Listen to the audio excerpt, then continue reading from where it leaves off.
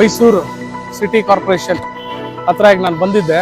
ಬಹುಶಃ ಇಲ್ಲಿ ನೋಡ್ಬೋದು ಮೈಸೂರು ಮಹಾನಗರ ಪಾಲಿಕೆ ಬಹುಶಃ ಏನೋ ಈಗ ಸದ್ಯದಲ್ಲಿ ಏನ್ 65 ಜನ ಕಾರ್ಪೊರೇಟರ್ಗಳು ಏನಿದ್ರು ಅವ್ರದ್ದು ವ್ಯಾಪ್ತಿ ಮುಗ್ದಿದೆ, ಕಾರ್ಯವ್ಯಾಪ್ತಿಯನ್ನು ಅಕ್ಟೋಬರ್ ತಿಂಗಳು ಮುಗ್ದಿದೆ. ಇಲ್ಲೊಂದು ಕಾಮಗಾರಿ ಮಾಡ್ತಾ ಇದ್ದಾರೆ. ಬಹುಶಃ ಇದು ಯಾವ ಪುರುಷಾರ್ಥಕ್ಕಾಗಿ ಮಾಡ್ತಾ ಇದಾರೆ ಅನ್ನೋದು ಇನ್ನೂ ಗೊತ್ತಿಲ್ಲ.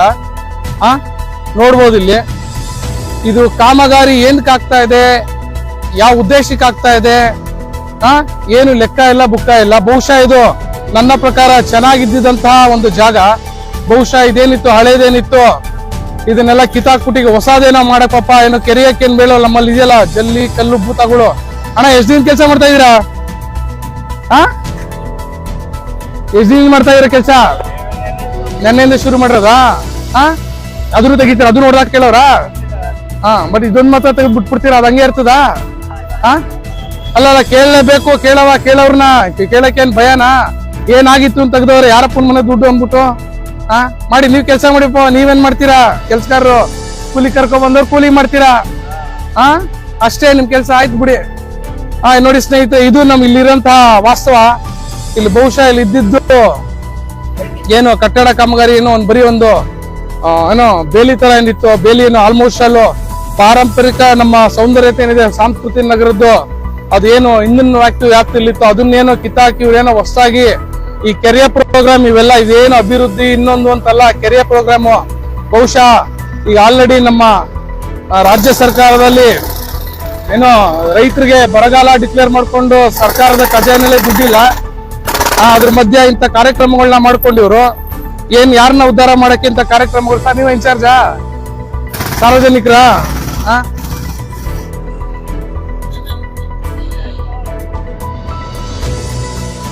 ಒಂದು ನಿಮಿಷ ಸ್ನೇಹಿತರೆ,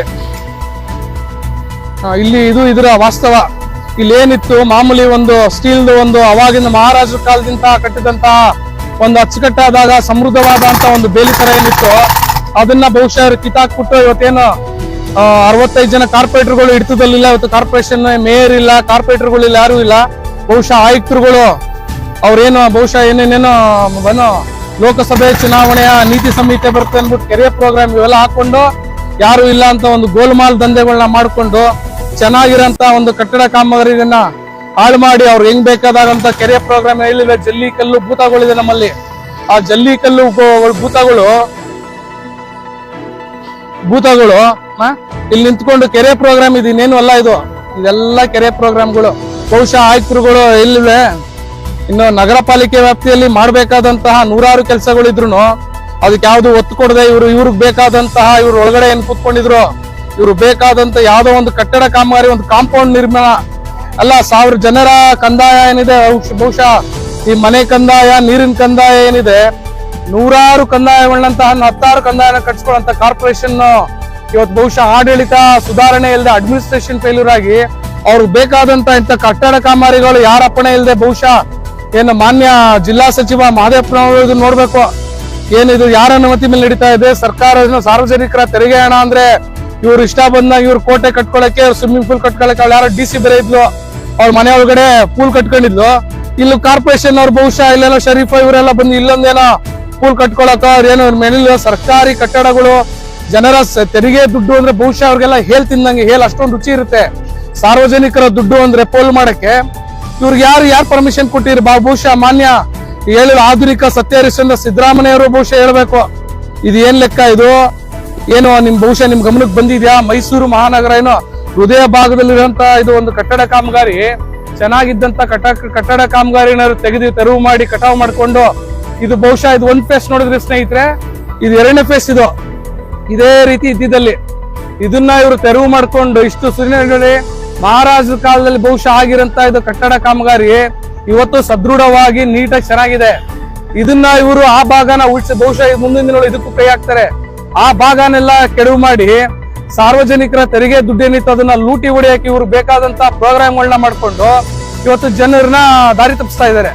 ಇದನ್ನ ಸಾರ್ವಜನಿಕರು ಕೇಳ್ಬೇಕಲ್ಲ. ನಮ್ಮ ಸಾರ್ವಜನಿಕರಲ್ಲಿಲ್ಲ, ಮೈಸೂರಿನ ನರಸತ್ತ ಸಾರ್ವಜನಿಕರು ಅಂತಾನೆ ಅನ್ಬೇಕು.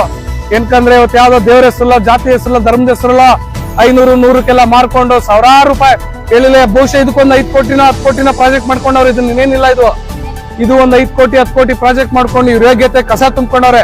ಇದು ಮೈಸೂರು ಸಿಟಿ ಕಾರ್ಪೊರೇಷನ್ ಆಫೀಸ್ ಇವರೆಲ್ಲ ಕಸಗಳು ತುಂಬಿಕೊಂಡು ಅದನ್ನ ಎತ್ತಕ್ಕೆ ಯೋಗ್ಯತೆ ಇಲ್ಲ, ಅದಕ್ಕೆ ಎತ್ತಕ್ಕೆ ಟೈಮ್ ಇಲ್ಲ ಇವ್ರಿಗೆ. ಬಟ್ ಹೇಳಿಲ್ವೇ ನಮ್ಮ ಜಲ್ಲಿಕಲ್ಲು ಭೂತಾಣಿಗಳು ಇದೆಯಲ್ಲ, ಜಲ್ಲಿಕಲ್ಲು ಡಾಂಬಾರು ಯಾವ್ದಾರು ಕಾಂಟ್ರಾಕ್ಟರ್ ಅಂದ್ರೆ ಅಲ್ಲಿ ಕಮಿಷನ್ ಏನ್ ನೋಡಿಬಹುದು, ಚೆನ್ನಾಗಿರೋದನ್ನ ಕೆಡದಾಕ್ಬಿಟ್ಟು ಏನ್ ಮಾಡೋದು ಸಾರ್ವಜನಿಕರು. ಹೇಳಿಲ್ಲ ನರಸತ್ತ ಸಾರ್ವಜನಿಕರು ಕೂತಿರ್ತಾರೆ, ಇವ್ರಿಗೇನು ಗೊತ್ತು, ಯಾರು ಒಗ್ಗಟ್ಟಿಲ್ಲ, ಯಾರು ನಿಂತ್ಕೊಳ್ಳಲ್ಲ, ನಾವ್ ಹೆಂಗ್ ಬೇಕಾದ್ರೆ ಲೂಟಿ ಮಾಡಬಹುದು ಸರ್ಕಾರ ಖಜಾನೆನ ಜನಗಳ ದುಡ್ಡನ್ನ. ಹೇಳಿಲ್ಲ ಸಾರ್ವಜನಿಕರ ಹೇಳಿದೆಯಲ್ಲ ತೆರಿಗೆ ದುಡ್ಡು ಅನ್ನೋದು. ಬಹುಶಃ ಇಂಥ ಅಧಿಕಾರಿ ವರ್ಗಗಳಿಗೆ ಇದು ರುಚಿ ಅನ್ಸುತ್ತೆ, ರುಚಿ. ಸಾರ್ವಜನಿಕರ ತೆರಿಗೆ ದುಡ್ಡು ಅಂದ್ರೆ ಇವ್ರಿಗೆ ಒಂಥರ ಹೇಳ್ತಾರ, ತಿಂದಿ ತಿಂದಿ ತಿಂದಿ. ಈ ಬಹುಶಃ ಹೇಳಿಲ್ವೇ ಮಹಾತ್ಮ ಗಾಂಧೀಜಿ ಏನ ಇದ್ದಿದ್ರೆ ಬಹುಶಃ ಅವರೇ ಸ್ವತಂತ್ರ ಯಾಕೆ ಸಿಕ್ತು ಅಂತ ಅಂದ್ಬಿಟ್ಟು, ಸ್ವತಂತ್ರ ಯಾಕೆ ಕೊಡ್ಸೆ ಅಂತ ಅಯ್ಯೋರ್ಗೆ ಅನ್ಬಿಟ್ಟು ಬಹುಶಃ ಅವರೇ ನಾಥೂರಾಮ್ ಗೋಡ್ಸೆ ಗುಂಡಾಕಿ ಆಡಿಸ್ತಾ ಇರಲಿಲ್ಲ, ಅವರೇ ಗನ್ ತಗೊಂಡು ಬಹುಶಃ ಇಂಥ ವ್ಯವಸ್ಥೆಗಳನ್ನ ನೋಡ್ಕೊಂಡು ಇಂಥ ಅಯೋಗ್ಯರಿಗೆಲ್ಲ ನಾವು ಸ್ವತಂತ್ರ ಕೊಟ್ಟವಲ್ಲ ಸಾರ್ವಜನಿಕರಿಗೆ ಅನ್ಕೊಂಡು ಬಹುಶಃ ಅವರೇ ಎಲ್ಲೋ ಗುಂಡಾರ್ಸ್ಕೊತಾ ಇದ್ರು ಅನ್ಕೋತೀನಿ. ಇಷ್ಟು ಸುಚಲ್ಯವಾಗಿ ಚೆನ್ನಾಗಿರೋಂಥ ಕಾಂಪೌಂಡ್ ಎಲ್ಲ ಕೆಡಾಕಿ ಇವ್ರಿಗೆ ಮಾಡಂತ ಪರ್ಮಿಷನ್. ಇನ್ನೇನು ಮೈಸೂರು ನಗರ ವ್ಯಾಪ್ತಿಯಲ್ಲಿ ನೂರಾರು ರಸ್ತೆಗಳಿರ್ಬೋದು, ಚರಂಡಿಗಳಿರ್ಬೋದು, ಬೀದಿ ದೀಪದ ವ್ಯವಸ್ಥೆಗಳಿರ್ಬೋದು, ನಗರ ಪಾಲಿಕೆ ವ್ಯಾಪ್ತಿಯಲ್ಲಿ ಬರುವಂತ ಕಾರ್ಯಕ್ರಮಗಳು ನೂರಾರಿದೆ ಮಾಡೋದು. ಅದನ್ನ ಇವರು ಮಾಡಕ್ಕಾಗದೆ ಯೋಗ್ಯತೆಗೆ ಇವ್ರಿಗೆ ಬೇಕಾದಂತ ಏನ್ ಸಿಸ್ಟಮ್ ಏನಿದೆ ಇದನ್ನ ಇಟ್ಕೊಂಡು ಇವರು ಇವತ್ತು ಆಟ ಆಡ್ತಾ ಕೂತಿದ್ದಾರೆ. ಕೇಳೋರಿಲ್ಲ. ಬಹುಶಃ ಹೇಳಿಲ್ವೇ 65 ಜನ ಕಾರ್ಪೊರೇಟರ್ಗಳಿಲ್ಲ. ಇನ್ನು ಏನು ನಮ್ಮ MP ಬಹುಶಃ ಎಲ್ಲ ರಾಮನ್ ಭಜನೆಲ್ಲ ಕೃಷ್ಣನ್ ಭಜನೆಲ್ಲ ಬಾಲ ಹಿಡ್ಕೊಂಡು ಅಲ್ಲೆಲ್ಲ ನಿಂತಿದ್ದಾರೆ. ಇನ್ನು ಮಾನ್ಯ ಸಿದ್ದರಾಮಯ್ಯ ಬಹುಶಃ ಕುರ್ಚಿ ಉಳಿಸ್ಕೋಬೇಕು ಅಂತ ಅವ್ರು ಕೂತಿದ್ದಾರೆ. ಎಲ್ಲಿ DK ಶಿವಕುಮಾರ್ ಬಂದು ಕೂತ್ಕೊಂಡ್ಬಿಡ್ತಾರ ಕುರ್ಚಿ ಒಳಗಡೆ ಅನ್ಬಿಟ್ಟು. ಇದ್ರ ಮಧ್ಯ ನಮ್ಮ ಕಾರ್ಪೊರೇಟರ್ಗಳೆಲ್ಲ ವ್ಯಾಪ್ತಿ ಮುಗ್ದಿದೆ. ಬಹುಶಃ ಇಲ್ಲಿ ನಮಗ್ ಗೊತ್ತಿರೋ ಇನ್ಫಾರ್ಮೇಶನ್ ಪ್ರಕಾರ ನಗರ ಪಾಲಿಕೆ ವ್ಯಾಪ್ತಿಯ ಬಹಳಷ್ಟು ಮುಕ್ಕಾಲು ಭಾಗ ಅನುದಾನ ಬಂದು ಕೆಲವೊಂದು ನರಸಿಂಹರಾಜ ಕ್ಷೇತ್ರ ಮಾತ್ರ ಹೋಗ್ತಾ ಇದೆ. ಯಾಕಂದ್ರೆ ಅಲ್ಪಸಂಖ್ಯಾತರು ಇದಾರಂತ ಪಾಪ. ಬಹುಶಃ ಇವರ ಇಲ್ಲೂ ಈ ಶರೀಫ್ ಅನ್ನೋರು ಬಹುಶಃ ಜಾತಿ ವ್ಯವಸ್ಥೆ ಇಟ್ಕೊಂಡು ಸಾರ್ವಜನಿಕರ ದುಡ್ಡಲ್ಲಿ ಇವರು ಮುಸ್ಲಿಂ ಅಲ್ಪ ಸಮಾಜಕ್ಕೆ ಸೇರಿದವ್ರ ಮುಂದೆ ನಿಮ್ಮ ಅಲ್ಪ ಸಮುದಾಯ ಏನಿದೆ ಅಲ್ಪಸಂಖ್ಯಾತರ ಜಾಗಕ್ಕೆ ಏನು ಕೊಡುಗೆ ಕೊಡ್ಬೇಕು ಅಂತಿದ್ರೆ ಇದು ಸಂವಿಧಾನ ಸ್ವಾಮಿ. ಸಾರ್ವಜನಿಕರು ತೆರಿಗೆ ದುಡ್ಡು 65 ವಾರ್ಡ್ಗಳಿಗೆ ಸಮಪಾಲು ಕೊಟ್ಕೊಂಡು ನಡೆಸಬೇಕಾದಂತ ಜವಾಬ್ದಾರಿ ಇತ್ತು ನಿಮ್ದು. ಅದನ್ನ ನೀವು ಮಾಡದೆ ನಿಮಗ್ ಬೇಕಾದಂತಹ ಚಟುವಟಿಕೆಗಳು ಇಟ್ಕೊಂಡು ನೀವು ಮಾಡ್ತಾ ಇದ್ರಲ್ಲ, ಇದನ್ನ ಯಾವ ನ್ಯಾಯ? ಮಾನ್ಯ ಹೇಳಿಲ್ಲ ಏನೋ ಸಚಿವರು, ಉಸ್ತುವಾರಿ ಸಚಿವರು ಹೇಳ್ಬೇಕು, ಮಾದೇವಪ್ಪನವರು ಬಹುಶಃ ಹೇಳಿಲ್ವೇ ನೀವು ನಿಮ್ಮ ಸಮಾಜ ಕಲ್ಯಾಣ ಇಲಾಖೆ ಬೇರೆ ಒತ್ತಿದ್ದೀರಾ. ಸಮಾಜದಲ್ಲಿ ಸಮಾಜ ಕಲ್ಯಾಣ, ಮಕ್ಕಳ ಕಲ್ಯಾಣ ಇಲಾಖೆ ಇವೆಲ್ಲ ಮಕ್ಕಳನ್ನ ಡೆವಲಪ್ ಮಾಡಿದ್ರೆ ನಿಮ್ ಮಕ್ಕಳುಗಳನ್ನ, ನಿಮ್ಮ ಚೇಳಗಳನ್ನ, ಇಂತ ಅಧಿಕಾರಿ ವರ್ಗ ಪುಡಾರಿಗಳನ್ನ ನೀವು ಒಳ್ಳೆ ನಾಯಿಗಳ ತರ ಸಾಕೊಂಡಿದ್ದೀರಾ. ಅವ್ರಿಗೆ ಬೇಕಾದಂತ ಕಟ್ಟಡ ಕಾಮಗಾರಿ ತಗೊಂಡು ಸಾರ್ವಜನಿಕರ ಸಾವಿರಾರು ದುಡ್ಡೇನಿದೆ, ಲಕ್ಷಾಂತರ ರೂಪಾಯಿ ದುಡ್ಡನ್ನ ಕೋಟಿ ದುಡ್ಡನ್ನ ಪೋಲ್ ಮಾಡ್ತಾ ಕೂತಿದ್ದಾರೆ. ಅದನ್ನ ಕೇಳಕ್ಕೆ ನಮ್ ಸಾರ್ವಜನಿಕರಿಗೆ ದಮ್ಮು ತಾಕತ್ತು ನರಸತ್ತೋಗಿದೆ. ಆ ನರಸತ್ತೋಗಿರೋ ಮಧ್ಯ ನಿಮ್ಗೆ ಗೊತ್ತು ಇವ್ರು ಯಾರು ಬಂದು ಕೇಳಲ್ಲ. ಹೇಗ್ ನನ್ನ ಮಕ್ಕಳು ಸಾರ್ವಜನಿಕರು ಇವ್ರಿಗೆ ಹೆಂಗ್ ಬೇಕಾದ್ರೂ ಮಾಡ್ಬೋದು ಅಂದ್ಬಿಟ್ಟು ಇವ್ರಿಗೆ ಬೇಕಾದಂತ ಲೂಟಿ ಪ್ರೋಗ್ರಾಮ್ಗಳನ್ನ ಮಾಡ್ಕೊಂಡು ಕೂತಿರ್ತಾರೆ.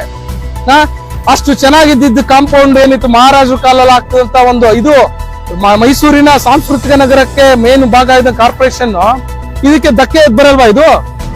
ಇದು ಧಕ್ಕೆ ಅಲ್ಲ. ಇದು ಪಾರಂಪರಿಕವಾಗಿ ಏನ್ ಕಟ್ಟಿದ್ರು, ಏನ್ ಬಂದಿತ್ತು ಸ್ಥಿತಿಗತಿನ ಮೇಂಟೈನ್ ಮಾಡ್ಬೇಕಾದಂತವ್ರು ಇಂತ ವ್ಯವಸ್ಥೆ ಇಟ್ಕೊಂಡೆಲ್ಲ ಹೊಡೆದಾಡ್ತಾ ಕೂತ್ಕೊಂಡು ಇವರೆಲ್ಲ ಒಂದ್ 4 ಕಾಸು ಸಿಗ್ತದೆ ಎಂಜ್ಲ ಕಾಸು ಅನ್ನೋ ನಿಂತ್ಕೊಂಡು ಪಾಪ ಯಾರೋ ಕಾಮಗಾರಿ ಕರ್ಕೊಂಡ್ ಮಾಡ್ತಾ ಬಿಟ್ಟಿದ್ದಾರೆ.